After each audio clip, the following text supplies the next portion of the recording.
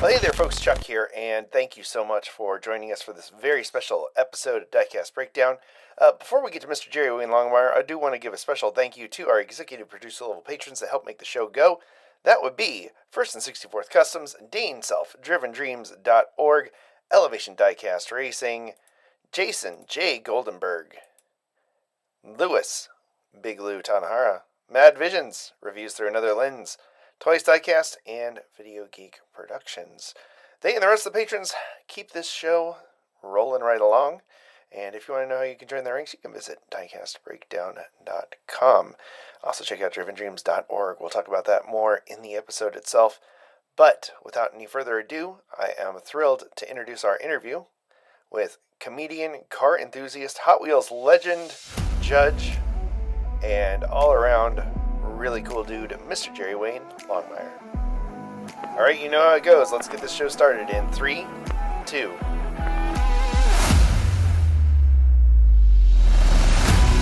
You're watching Diecast Breakdown with Chuck Ellis, David Johns, and Mark McHotwheel. So sit back, strap in, and hang on. The breakdown starts now. Well, hey there, folks. Chuck here, and welcome to Diecast Breakdown, big show about little cars. And I am so excited you are with us today. I want to give a special thank you to our executive producer level patrons that make the show go. If you want to join their ranks, you can visit diecastbreakdown.com. Click on all the little links, get the merch, the cool shirts we wear, and you can help out drivendreams.org, where we're raising 25,000 cars for kids in need. You don't have to buy anything. You don't have to lick a stamp. You just gather your cars up, you document them, and you drop them off to somewhere in need in your area, a food bank, Salvation Army, children's hospital, women's shelters, first responders like to give them out to kids when they're having a bad day, and it makes their days a little bit better. So go check that out. And I am super excited because I am joined by my amazing host, Mr. David Johns. How you doing, David? I'm good. I should have dressed up, Chuck. We are going to church tonight. We are. Church of Internal Combustion. Yes, sir. And we are joined by Mark Berenson. Mark, how the heck are you today, sir? I'm doing great. I'm glad to see you guys, and I'm glad that you're well, Chuck. I'm working on it. It's still up in there, but it's coming out slowly. But that's nasty. Speaking of getting things coming out, we're going to get this show out and get it underway. I am thrilled with today's guest.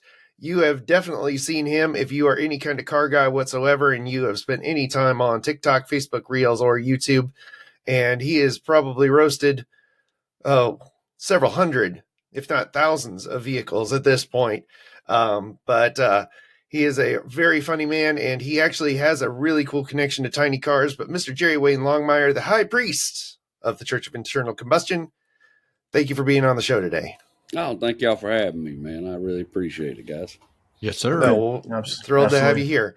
Our pleasure.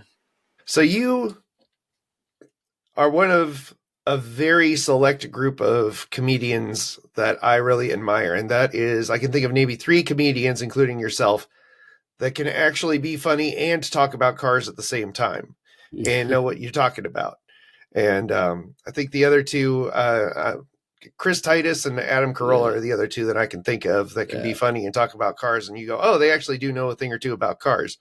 And I just have been tickled to death to watch your shorts and some of your stand-up. And you've got a amazing podcast. But, you know, I'm putting words in your mouth right now. So for those who don't know who you are, let's tell them a little bit about Mr. Jerry Wayne Longmire.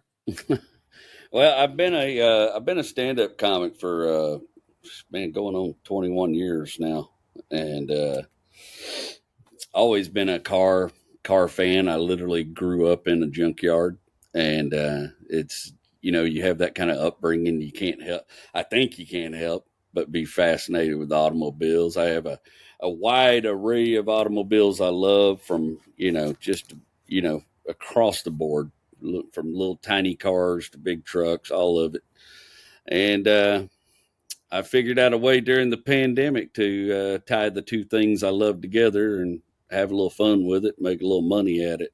And it was funny because for years as a stand-up comic, I did not talk about, the dorky stuff I was into, I didn't want to be associated. I didn't want it to just be that kind of thing, And I was trying to kind of, because of my voice, I get lumped in with all the blue collar guys pretty heavily.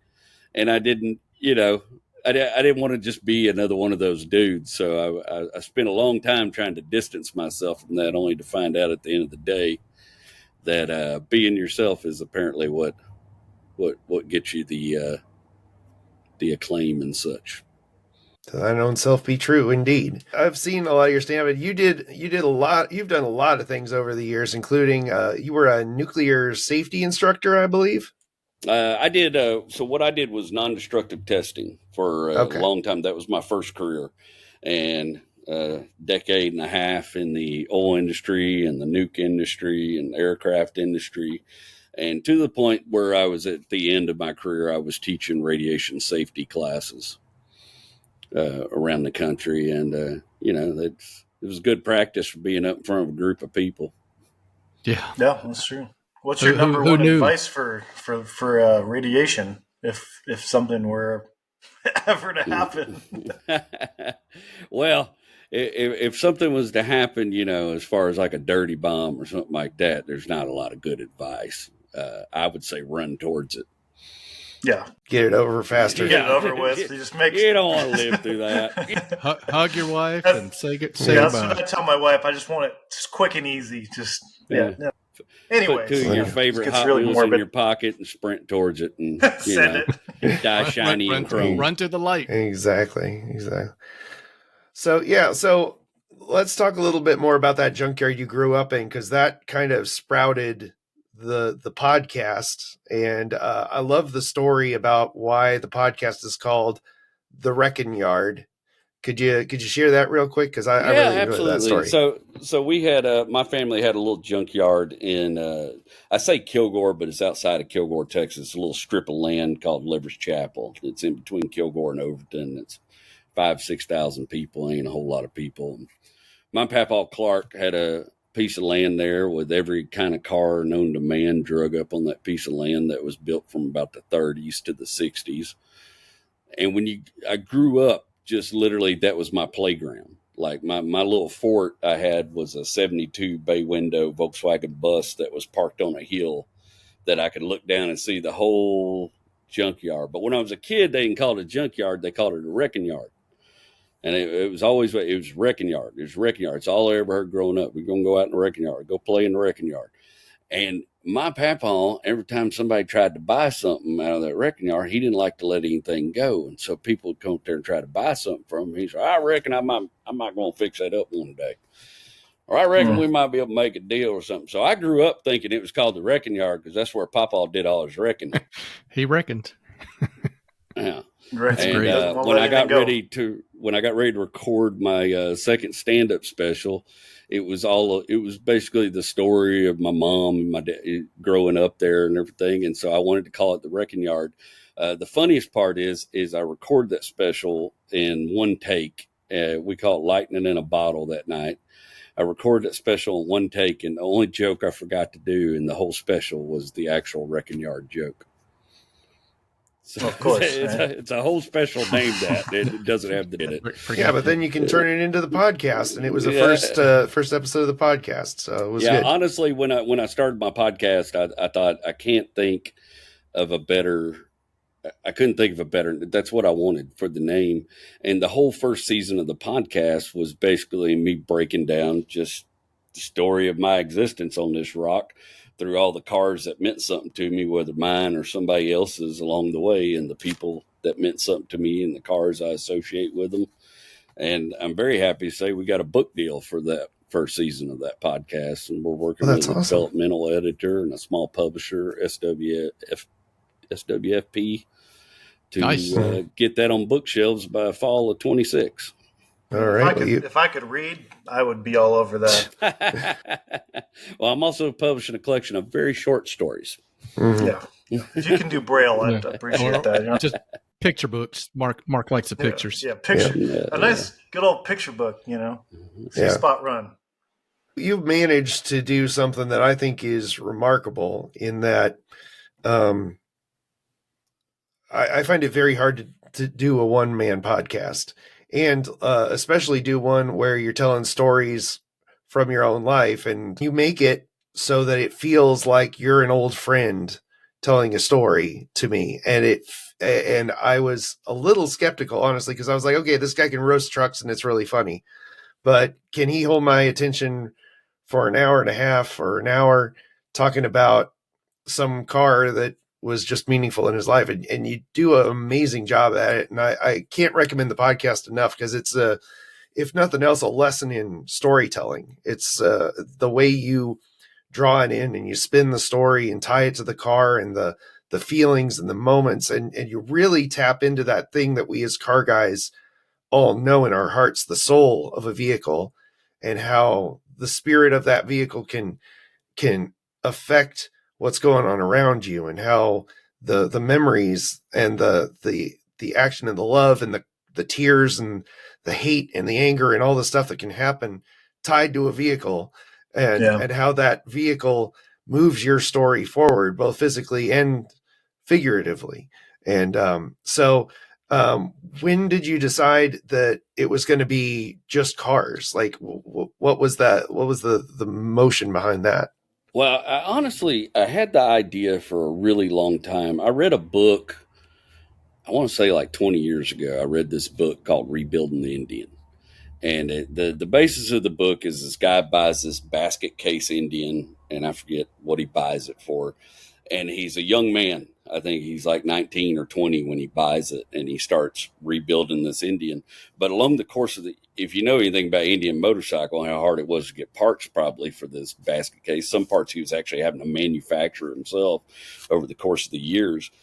This book details his whole life story, him getting married and having kids. And it's all of that. It's not a book about rebuilding an Indian motorcycle. It's a book about this dude's story on this like Homerian odyssey to get this damn motorcycle back together. That, you know what I mean? Yeah, at the end of the day, as much as I love the Indian, not that impressive.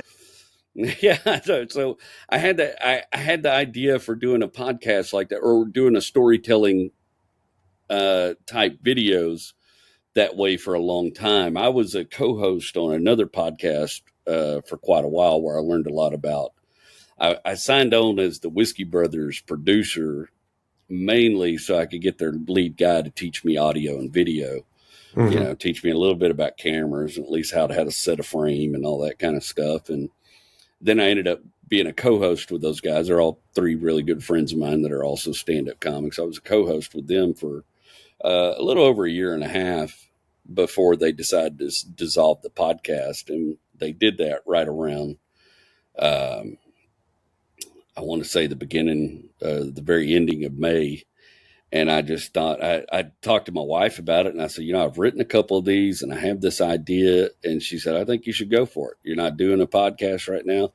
You should just take a stab and go for it. And funny enough, me and my father have had a very complicated relationship. We weren't really on speaking terms. And I wrote that first episode of the podcast so I could release it on Father's Day, because it was all about him and me. And the very first car I ever fell in love with as a very small boy, which was a 1973 Dodge Charger he had. And it's been amazing to me, the feedback and the output for it.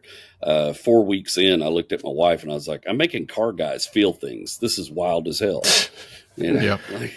Car guys, if you'd have presented if you'd have presented that idea on paper, everybody would be like, that's the stupid I ever heard of. Nobody's going to do that. And then somehow we made it work for 30 episodes, We'll be back with more Diecast Breakdown after this word from our sponsors.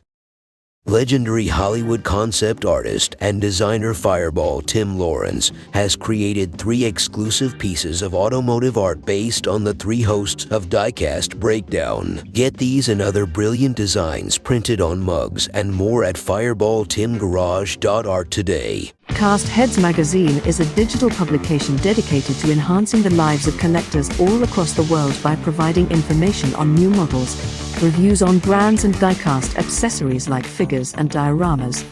throwing light on customizers, photographers, and people who contribute to making the diecast world vibrant. Subscribe to Cast Heads for free and look for collaborations with Diecast Media Network at castheadsmagazine.com. And now back to Diecast Breakdown. We talk about little cars on this podcast a lot.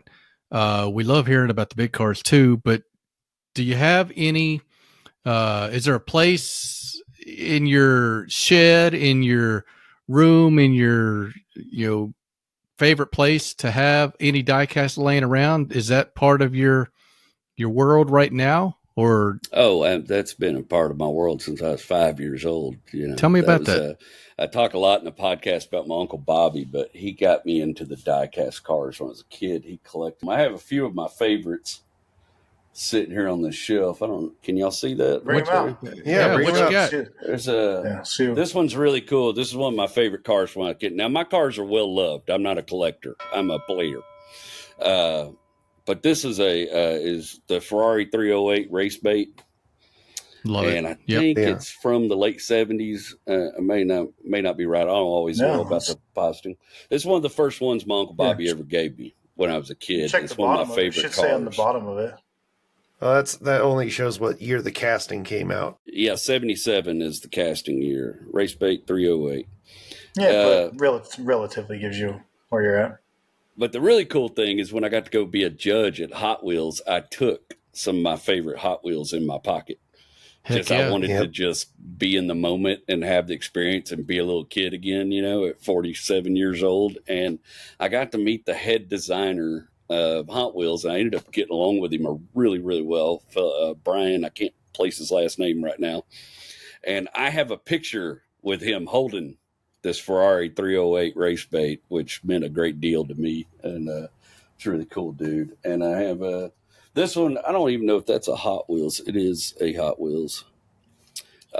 This was my friends that are comics that, I have, when you do something for 20 years, you build a network of a lot of friends all around the country. And one of the things my comedian friends do when they haven't seen me in a while is they bring me a diecast car. And this one was a gift from my buddy, Tim Schultz. Mm-hmm. And that's one of my faves. That's Jerry rigged on the side of it. And Perfect. So I had a show, a pilot called Jerry Rigging with Jerry Wayne that didn't go anywhere, but it was a self-created show and something I had written, and he gave me that a few years ago. This is a Baja Bug I've had since I was a young child. I still have a lot of the rubber tires one. This one, if you've listened to much of me at all, I have a deep fascination, a deep love for air-cooled Volkswagens. Mm-hmm. So when I was a kid, back then, back in the 80s and stuff, you didn't have the internet and all this crap. And so you had to find somebody that knew how to work on each weird little car or whatever. Yeah. Well, my dad and his brother were the two guys in the county that were really good at air-cooled motorcycles, VWs, Porsche. They could do it nonstop. And my dad built Baja Bugs and trikes and crap for everybody. And that was all you need is like a 10 millimeter socket pretty much, and take the whole car apart. And just a big box of metric bolts, you can get anything. As long as you don't appreciate heat when in the wintertime, you're good driving one of those things too. So yeah, old man could put them together and make that heat box work. He had the old man could make a Volkswagen purr. It was an amazing thing. I had a Baja Bug when I was younger that he built. It was a 1641 he built for it. And it was a fun little car because that was about the time period where all the rich kids I was going to high school with were driving their daddy's new Mustangs and Camaros, and that little Volkswagen would surprise the piss out of them every time. Yeah, you could shoot those things up weight real well. Transfer ratio, they could pretty much lift the front tires off those things because the engines. Mine didn't do it because it was a Super Beetle. It had the McPherson front end, so it had a little more weight in the front end. But that little booger would dig in and go. Mm-hmm. And this is sadly a well-loved. This was one of Uncle Bobby's cars. It's a AC Cobra. Yeah, AC Cobra. Yeah, it was one of the first one. It was one that he had. It just means something to me because of him. That's the first one my dad taught me about as a kid was a Cobra. Yeah. What are you getting into up there? All right. This one, this was a Happy Meals exclusive. This Nice. Corvette with the gold wheels, and just another keepsake from a child. I have a huge collection in the house, and then I also have off here to my left where y'all can't see it. I have a big plastic bin that's full of various Hot Wheel parts from ones I've taken apart and tried my. You get on YouTube, you start watching these guys restore Hot Wheels. You're like, I can do that. Let me get my Dremel tool out. And then you're like, no, I can't. I can't do that. But I have a lot of failed attempts in that box. You know? Right. The thing I can figure out is axles. What do you do for an axle? All kinds of stuff nowadays, but it just depends. Oh, there's the last one's that little Dodge Rampage. Yes, sir. Rampage, yeah.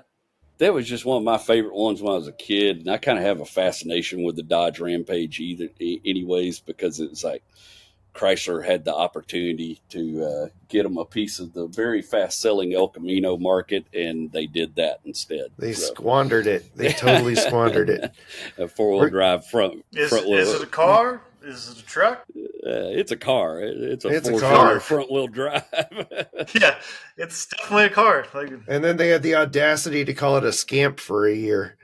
And yeah, was that the Plymouth version? The Plymouth version. Yeah, one year, 1983, scamp, they did the scamp. Yeah, that was sort of during the death throes of Plymouth. Yeah, that was, they were trying everything. They were throwing the Duster name on stuff. They were throwing all kinds of stuff at it. But yeah, they were making. Remember, they made that. What was that little? God, it was a funny little car, Dodge Shadow. Yes, sir. And they called it. They put out a Duster edition of it. And I worked with a cat at AutoZone when I was in high school. It had one of these, and he thought it was the fastest thing on four wheels. Man, pretty ugly car, But kind of, at this point, it's one of those ugly cars that's kind of cool now, Yeah. Yeah. Well, it was a turboed out little 2.2, which red light to red light, those things are hard to catch, Mm-hmm. They're zippy. The Chrysler turbos were surprisingly quick. I toyed with the idea of taking a LeBaron turbo and throwing it on my slant, and I never did do it. But it was probably for the best. But little hot box turbo. You ain't gonna break that slant. Just give it a little push, man. LeBaron. I did kill one. I killed a 170 slant. I haven't been able to kill the 225, but I did kill a 170 once. And that's another story. I can remember when kill anything Slick 50 when that first came out. Yes, sir. And they were doing the commercials. Do you remember those on Saturdays? The commercials, mm-hmm. And they either had a Dodge 225 slant or they had a Ford 300 inline six, and they'd be like, "Look, we can run it out of oil with just Slick 50. It runs like that." Yep. Engine was going to do that anyways. What exactly. are you talking about? Do it with a 302. I want to see that. Yeah. Well, Mr. Jerry Wayne, you kind of led up to it, but I want to dive into this a little bit. I was thrilled one day when I opened up my Facebook and I saw you at a Hot Wheels Legends event.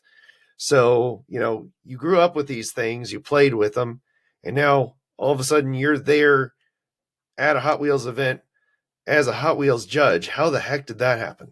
Man, that was just you ever fail upwards? Sometimes you fail upwards. Yeah. There's a guy that's a fan of mine, fan of the Truck Astrologies and everything, and he is one of the lead guys for the agency that represents Forza and Hot Wheels and a lot of the brands. They do a bunch of stuff with Jay Leno, and he was just trying to get me in the mix. He just reached out as a fan and got with my management and was like, "Hey, do you think he'd be interested in doing this?" And of course she was like, "No, he's gonna fall all over himself. Are you kidding me?"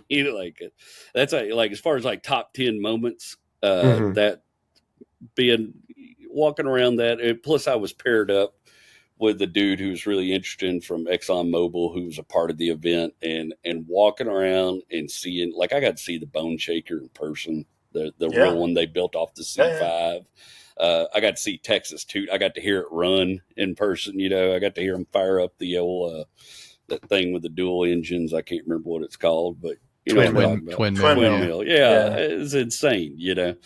So that was a beautiful opportunity, and they've reached out that they want me to come do it again this year. So I'm really excited about it. And the young man, man, I'm just going to brag about this dude. The young man that won the event in Houston. His name's Mikey Brown. And I don't think you'll find a harder working car builder on the planet. This kid builds magic from nothing. And he showed up with this it was like a little tiny RV built off a BMW Izetta. But he literally started with just the Izetta door.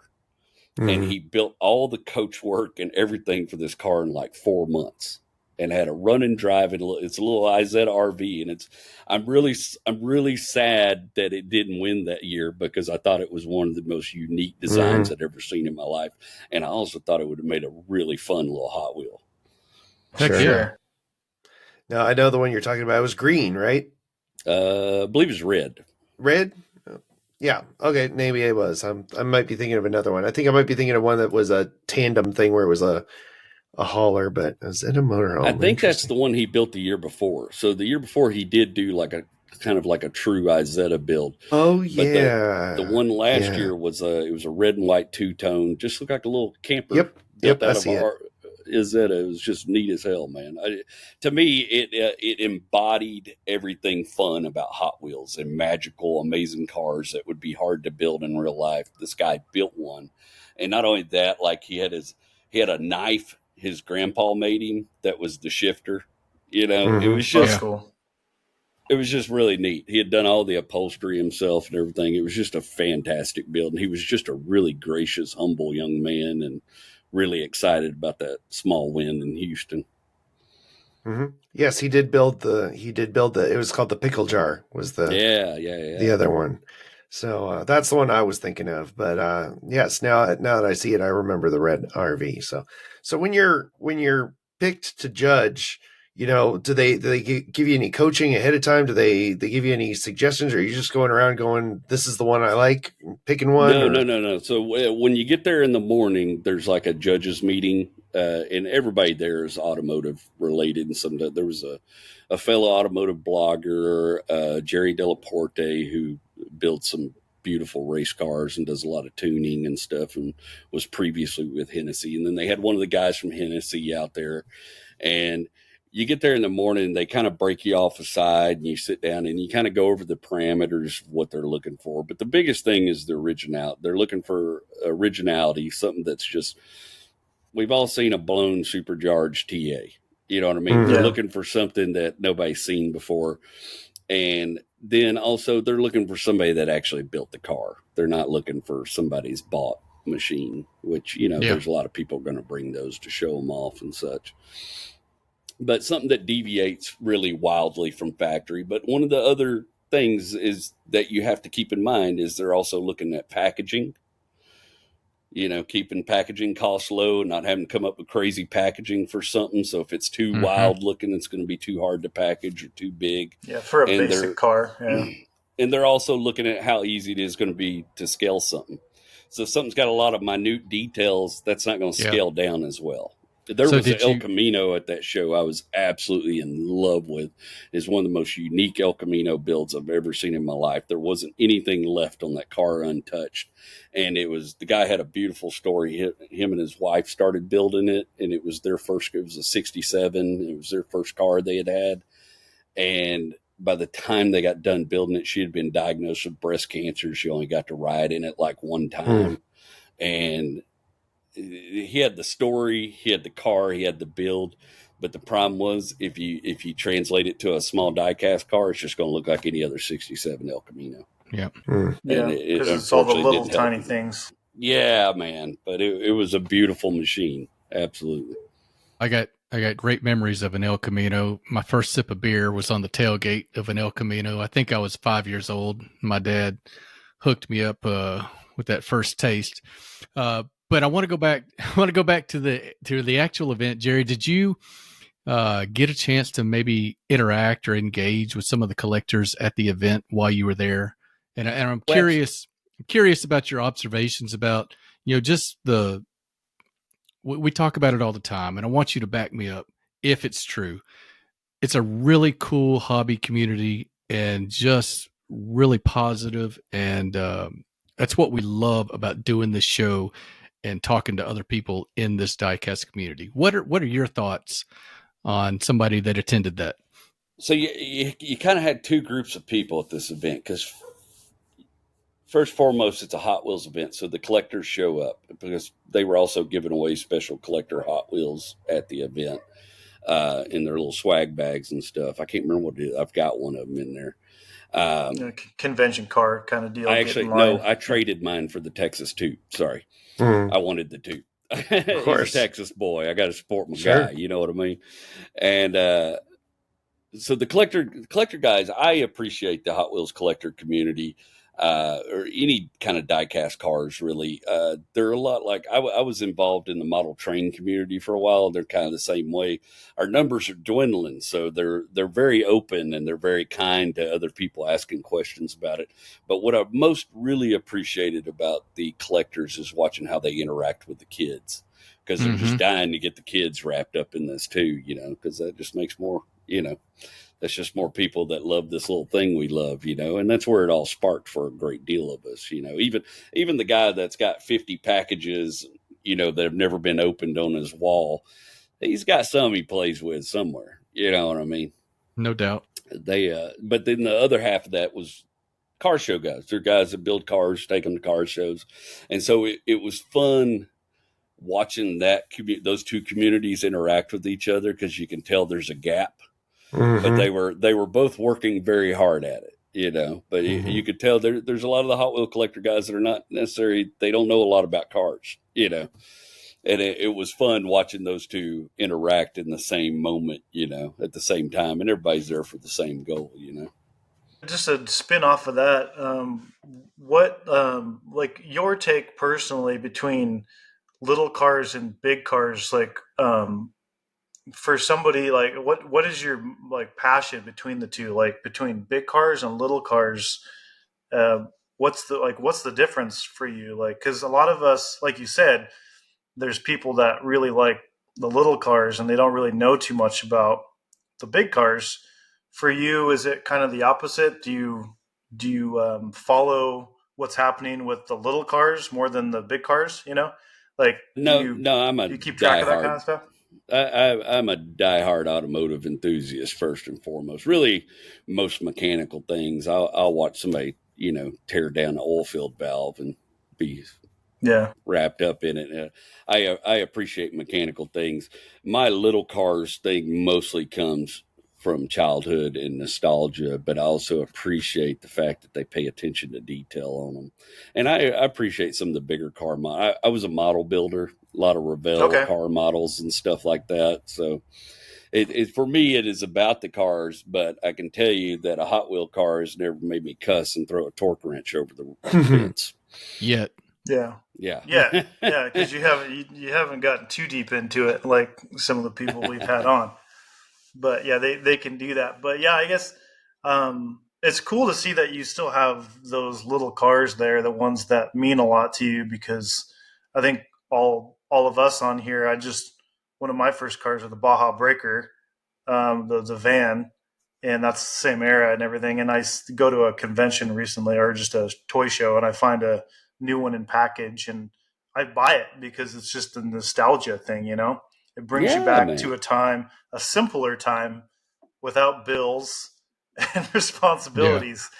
So I think it's cool you still have those, and I'm sure you got a lot like more cars that kind of bring you back to that specific time in your life, And it's a great thing to have to help, like, because you were talking about the kids that are there.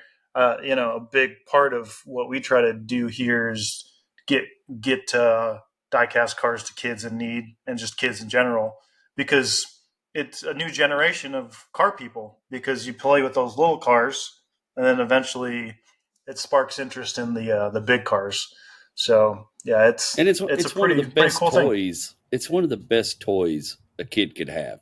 All you need is imagination and one Hot Wheel, and you can have a good ass time. Yeah. Yes, sir.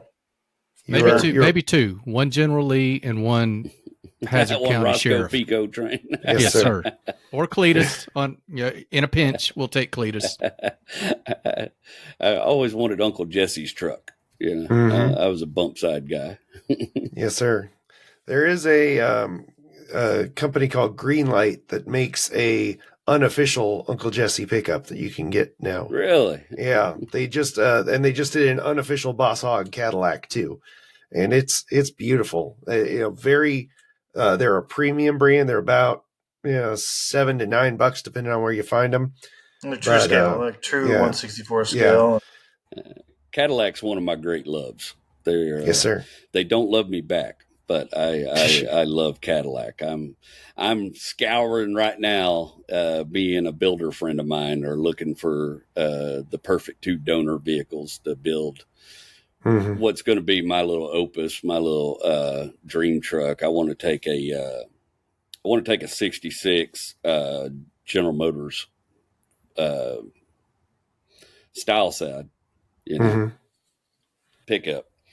And I want to take a 66, either it can be a sedan, DeVille, it doesn't really matter, but a 66 Cadillac. And I want to take the front end off the Cadillac. We're probably going to CNC cut it, actually, just make it from scratch, but narrow it, make it taller. And basically, I want to build what would have happened if Cadillac had ever built a C10 in the 60s. I want Cadillac interior. I want subtle fins on the back, kind of like a 57 Dodge swept side pickup.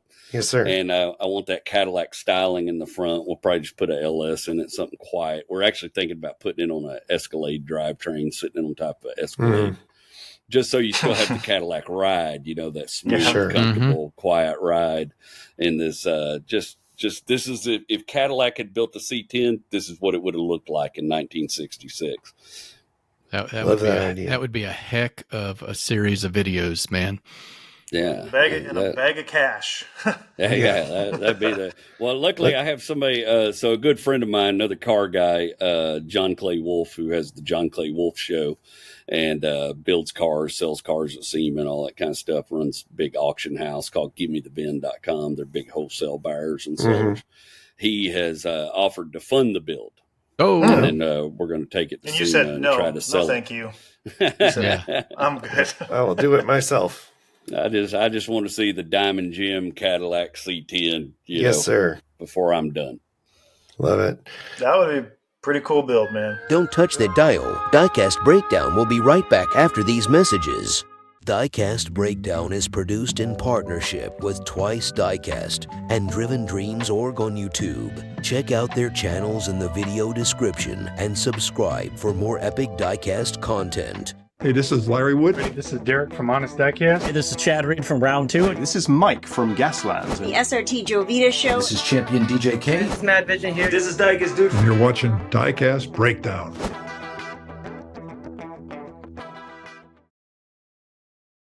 And now, the thrilling conclusion of this week's episode of Diecast Breakdown. Well, speaking of trucks, we'd be remiss if we didn't bring up the elephant in the room that made you quite popular on the various social medias, the Truck Astrology. So tell us a little bit about where that came from and how those trucks get selected. Truck Astrology is funny.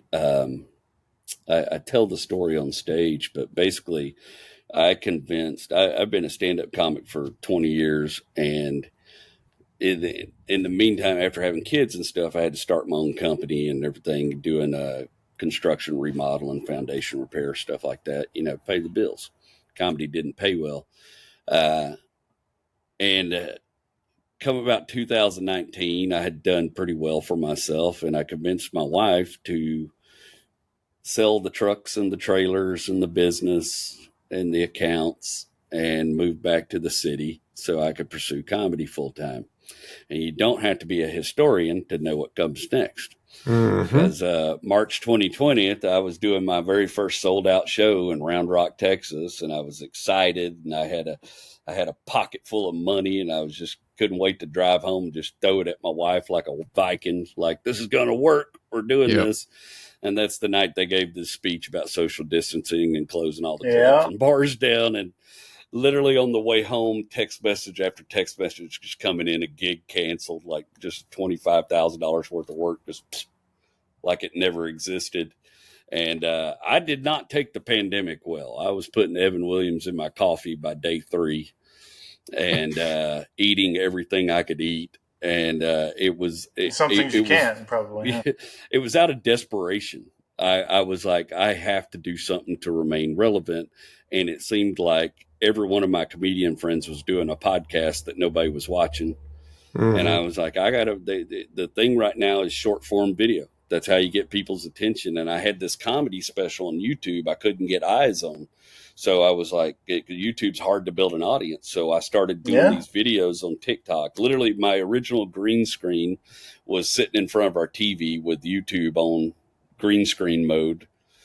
And I was just, in the beginning, I was just sort of picking the vehicles myself, stuff I knew something about or whatever, and making some of these really simple jokes. And then people wanted to send me their vehicles. So I started taking submissions and, I always tell people, like I had a high school teacher. I was in VICA, which is Vocational Industrial Co-op of America, which I tell everybody roughly translates to this idiot's not going to college. It was just it was a class they put the kids in that weren't going to school, And I remember this teacher yelling at me one day going, "Damn it, Longmire.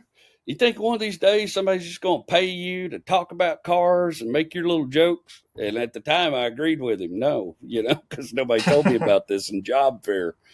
But here we are, 20 some odd years later, and I'll be damned if that ain't most of my, a good deal of my income is talking about cars. And Truck Astrology took off, and it has its pros and cons. So a lot of people call it roast comedy, but for me, it's not a roast. For me, it's just always just saying whatever I feel like the truth or whatever about the truck. But they're not necessarily, when I say the things, they're not necessarily bad things. Not in my mind. They're not necessarily bad things. It's how people perceive it sometimes that they take it as the negative. But, with the exception, this is what I always tell everybody. If you see a vehicle in one of my videos, then it's probably a vehicle I love. There's one, I one time did a Cybertruck, and I'll never do that again. Because I get too mean if it's something I don't really like. So you'll probably never see another Cybertruck in any of the videos because I just instantly got vehemently angry for irrationally angry. You don't want to set that off. Yeah. And I'm not against EVs. I like EVs. I just, I don't like those EVs. I don't think they're very well made EVs. I think there's a lot better EVs on the market. Yeah. Not disagreeing with your Astrology, EV CV. The Truck Astrology thing, that's the only thing that ever bothers me about it is sometimes people get too upset about it. And I'm like, bro, this really, if it's in my video, chances are I love it. But the key, and I've said this in a video, and the key, I think, to being a true automotive enthusiast and being a happy automotive enthusiast is to understand that everything you love is a piece of shit. Yeah. And once you know that, it all becomes easier. You don't have to get mad about anything anymore. They're all pieces of crap. We just pick the ones we love and the problems we like. Yeah, just different kind of problems. Like for me, Datsuns, I've got good towing. Just you always got a tow truck nearby. Just you're ready for it to break down.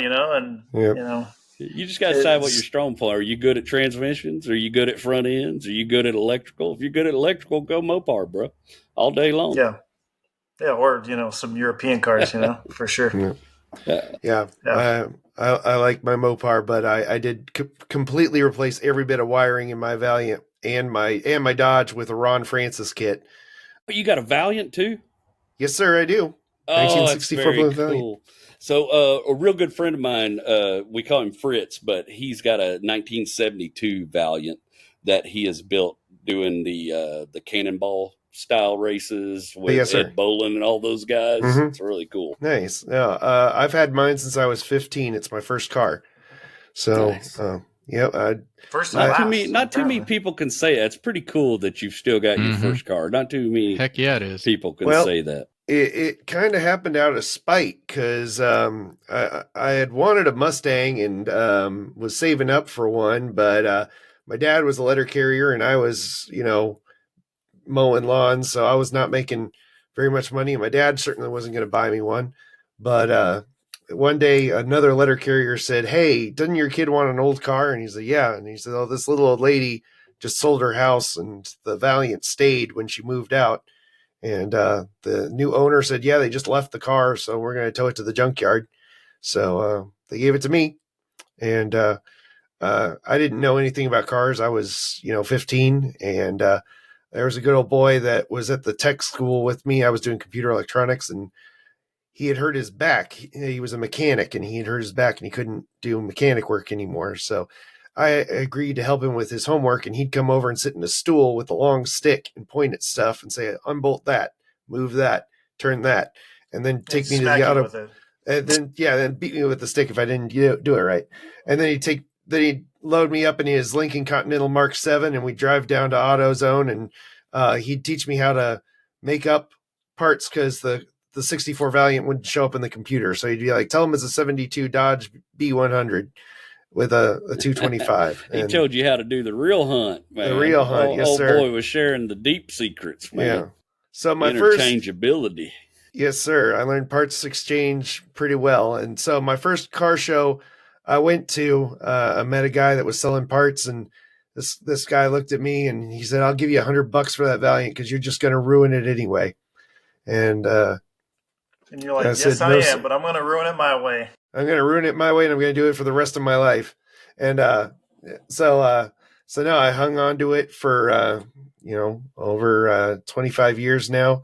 Show that guy he didn't know what the hell he's talking about. Yeah, exactly. And then the longer I had it, the more people said to me, "Man, I'd give anything to have my first car." And they'd have Ferraris, they'd have whatever, and they'd be like, "I'd give anything to have that old Toyota Tercel that I learned to drive in." And so, I had a 72 F100, and if I could ever get my hands back on that pickup, I would never let it go again. Yes, sir. That was my first car. Was my first real thing I learned on 71 F100 short bed, 3 on the tree, 302.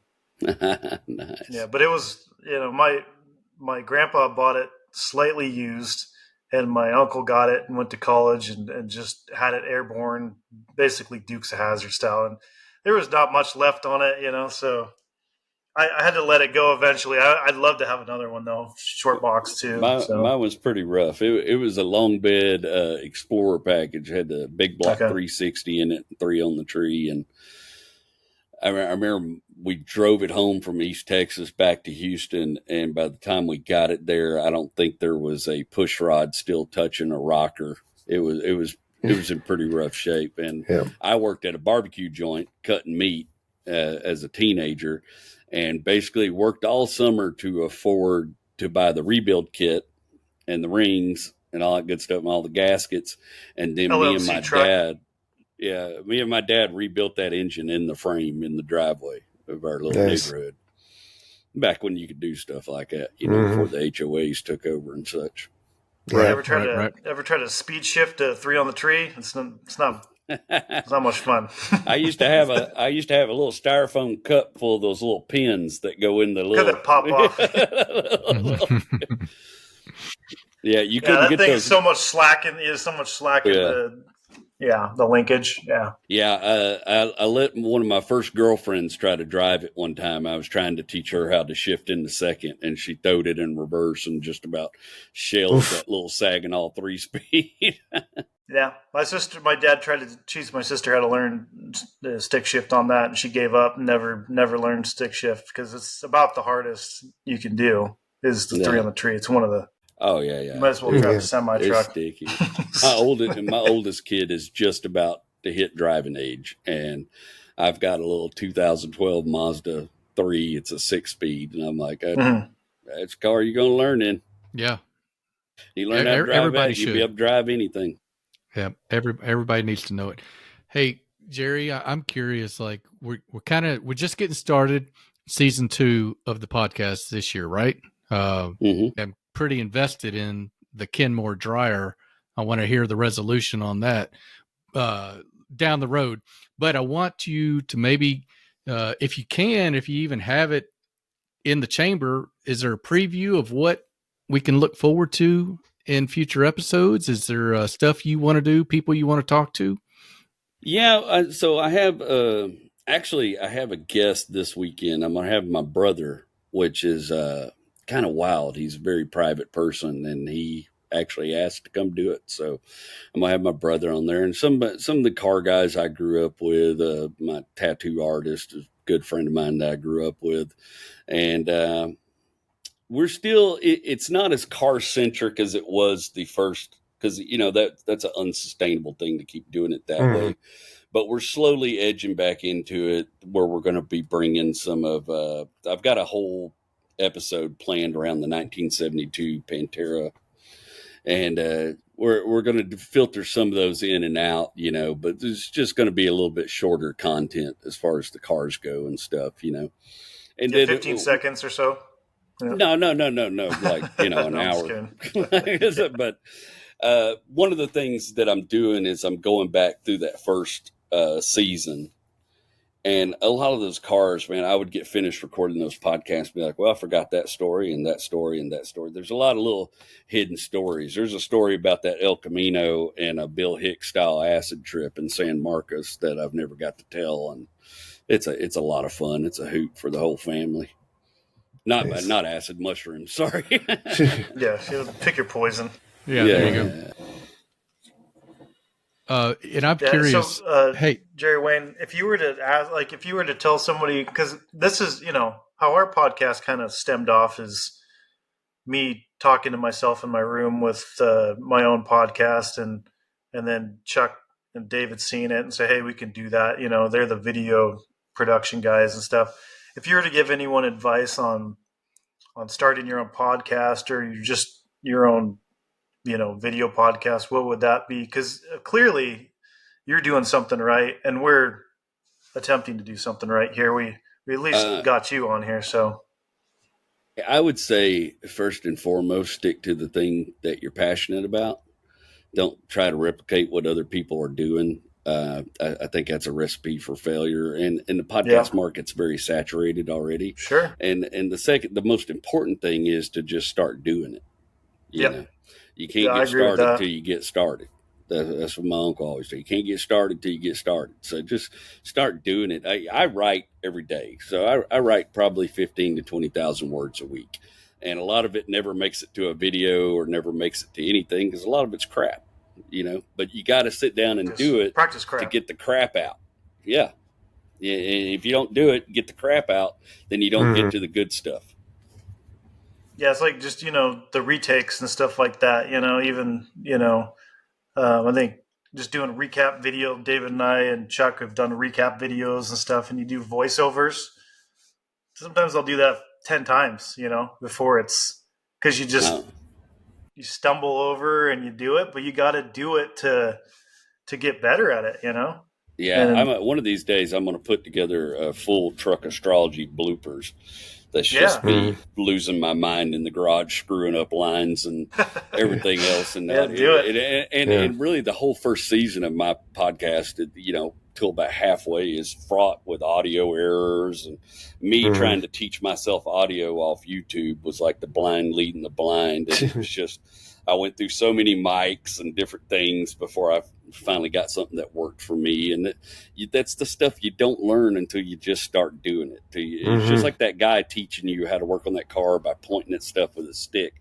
That's really, honestly, the best way I've ever heard anybody learn how to work on a car. I mean, it's just because you're doing it. You're doing it, and you can't. I'm not one of the, I can't sit in a lecture and learn something. I mean, I can pick up facts. I can pick up details. I can't. You got to do it. I can't. Yeah. Like I can't diagnose electrical on cars because I read books about it. I could diagnose electrical on cars because I spent a lot of time plugged into a car, chasing shorts and problems and everything else. It's those hours. It's what do they say? It's that 10,000 hours. You got to put 10,000 hours in. And yes, sir. I've been fortunate to live long enough to have. I've got probably about 10,000 hours in carpentry and 10,000 hours in cars and 10,000 hours in talking shit on stage. It's a finally they've kind of come together where I can make a living at it. Yes, sir. Well, and you touched on something too that I want to drive home for some people, because you get on the mic and you're doing your thing where you're working with a fishing reel and you're telling your story and all that, and you make it seem like you're making the story up off the cuff, but I know there's a lot more to it than that when you, And there's two approaches I do. So I've done some where I've written them completely out. I don't like doing that because it kind of stilts my natural speech and my cadence. And I've tried to work with teleprompters, and for whatever reason, that doesn't work for me. So my favorite way to do the podcast is I just write an outline. And then that outline gives me the freedom to dip in and out. But that's, where you get in a situation, sometimes you forget things. But it gives me the freedom to dip in and out of stories and timelines. And, this is 20 years of being on stage and playing connect the dots in my mind while I'm talking to people. It allows me to play that little game of connect the dots of how can I really tie all this up at the end, type thing. And it's not always successful. Sometimes it is. I'm doing a new thing now, a new series where I'm calling it Americana Gothic for the time being, but it's a storytelling series where I just look at a picture of a vehicle and write a short story about it and then perform that story on video. I just put the second one on Instagram tonight, and it's already doing very well on Instagram and TikTok. So those, when I record those, probably about 15 takes before I get the whole story in, and I feel like I'm expressive enough. A lot of the first 7 takes is me looking at my computer screen and reciting the story and getting the timing down. And then, the other 12 takes are trying not to screw up a word in the middle of it. No, that one you did about the 56 Chevy truck, I think it was a 56 Chevy truck. 59 Apache. Yeah. 59 Apache. Yes, sir. Yes. That was a good one. You had me at the end. You gave me the feels, man. I was like, I'm coming here for ha-has, and I'm getting Chuck cried for a couple hours on that one. That one's been funny to see the not funny, but interesting to see the reaction and the feedback. And all those little stories are right. There's little peppers of truth to them, and some of that's inspired off uncle I had who was a Vietnam vet who was kind of had a similar situation, not the exact same, but some type of situation with a vehicle like that. And it just kind of, sometimes you just, the thing I always tell people is that just like you guys are talking about the nostalgia of the little cars and all that stuff is, some people, their memories are tied to smells. Sometimes it's music. But for a bigger population than I even realized when I started doing this, a lot of our memories and a lot of our nostalgia are tied to some pieces of steel with 4 wheels on it. You got that right. Yeah. Big or little. Yeah. I mean, I don't think both. I think there's a whole lot of us that drive by an old car in a field and could very quickly develop some attachment to it just based on something that's already happened to us in our life at some point in time.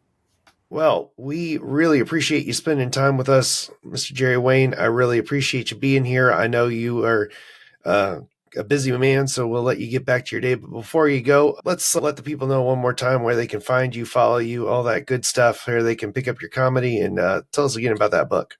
So on Facebook and TikTok, it's just Jerry Wayne Longmire. And then if you're an Instagram person or YouTube person, my channel there are called Jerry Wayne Live because I'm an idiot and like to overcomplicate things. I didn't have a big plan when I started these platforms. The YouTube is where you can find most of my stand-up special, and YouTube's where I put a lot of my longer form content, and of course my podcast. And then Facebook's where you can find a lot of my writing and stuff like that. I don't do a lot on Instagram. It's mostly just repeats of, the stuff I put on the other platforms. And TikTok's where I put my weird because not that many people see it. Your feet pics and stuff like that. Yeah, hopefully the Wrecking Yard, the book, will be in shelves fall of 2026. But we're basically compiling those 30 episodes I've written, including the last episode, the scrap episode, which is just a collection of short stories involving all those vehicles. And we're putting it all together in a coherent timeline where it'll read, you'll read my story. You'll see how a blue collar kid ended up using words to make a living. basically. That was not what I was destined for. If you know anything about the type of life I grew up in, you know, I always tell people my grandparents I was left-handed. My grandparents would take things out of my left hand, put them in my right hand, because they were worried when I grew up I wouldn't get no good job at a machine shop. And I'm not crapping on them. That was just their expectations. Mm-hmm. That was a good life to them. You get that good job at that machine shop, you're gonna make a good living, be able to raise a family. You know, that was just there wasn't nobody at Leverage Chapel telling me you could be president. Nobody ever said that, or you could be a stand-up comic. You know, when I started stand-up, it was just as foreign a concept to me as could possibly exist. I had just listened to a bunch of Sam Kinison and Richard Pryor and decided I could tell stories on stage too, you know. So that's why I always suggest to everybody, if you got something you want to do, just go start doing it, because we're only here for a little bit. Yes, sir. And I think it's amazing. I just want to point out, Jerry, I think it's so cool that you, right before you started the stand-up, you were in a role where you were in front of people. It's just amazing how that kind of prepared you maybe for this role, your next chapter, if you will, and getting in front of people like that. Yeah. All the pieces are there. All the pieces from my career beforehand are still there. Learning to speak in front of people. I had a boss that took an interest in me, and I was kind of a shy dude, and he took an interest in me, and he nailed some things into me. One of those was being able to get up and communicate an idea to a group of people was the only way I was going to get ahead. And it's worked out pretty damn good so far. Yes, sir. I would agree. And you're quite the storyteller, and I have appreciated you sharing your story and your life with us and making us laugh and making us think at the same time. So can't thank you enough for being on the show. I hope you come on again and chat with us sometime. Absolutely. I really appreciate you guys having me. And much obliged. All right. Make sure you check out the description where you can check out all the links to Mr. Jerry Wayne Longmire's stuff. I cannot recommend it enough. It is a delightful time, and I hope you have had a delightful time with us, making it to the end of another episode. Again, I want to thank our patrons that make the show go. If you want to join the ranks, you can visit diecastbreakdown.com, and of course check out drivendreams.org, where we're raising 25,000 cars for kids in need all over the world. And as always, we want to thank you for coming along with us for the ride. So until next time, stay fresh, cheese bags. Thanks for listening to Diecast Breakdown. If you enjoyed today's show, please rate us 5 stars on Apple Podcasts and tell a friend to listen in. Find Diecast Breakdown on your favorite social media platforms or visit diecastmedianetwork.com to learn more about this and our other projects. Diecast Breakdown is a presentation of Flying Valiant and the Diecast Media Network.